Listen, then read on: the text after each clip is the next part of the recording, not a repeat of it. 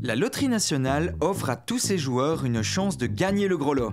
Si j'ai gagné au loto, je partirai certainement sur une île, finir mes vieux jours. Et grâce à votre petite contribution, nous pouvons réaliser les rêves de toutes nos bonnes causes, comme par exemple le Tour de la Semois, une course de cyclisme féminin. Bonjour Roger. Bonjour. Belle victoire encore de l'équipe Jumbo, hein, c'est ça ici. Oui, l'équipe Jumbo a, embrayé dès le début de la course dans les premières côtes. Et pourquoi ce tour? Qu'est-ce qu'il a de particulier? Si on remonte à l'origine, dans le centre de la France, il y a une compétition qui s'appelait là-bas le Trophée d'Or. Oui.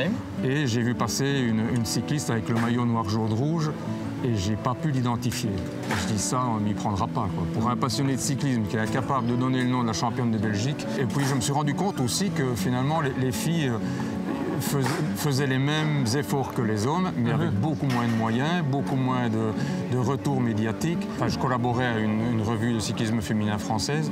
Oui. Et alors j'ai pris contact avec lui pour voir s'il n'y avait pas moyen de s'arranger. Et c'est de là que nous avons organisé d'abord en une journée ce qu'on appelait autrefois le Trophée des grimpeuses et qui est devenu maintenant le Tour de la Semois et qui se déroule en 2 étapes. Le but de cette course, c'est vraiment valoriser le cyclisme féminin.